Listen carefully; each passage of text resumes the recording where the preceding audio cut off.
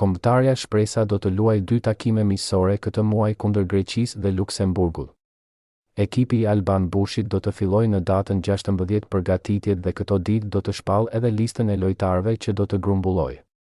Ndërkohë një emër është zyrtarizuar nga vetë klubi ukrainas ku Ermir Rashica ka marrë një ftesë nga trajneri i kombëtares U21.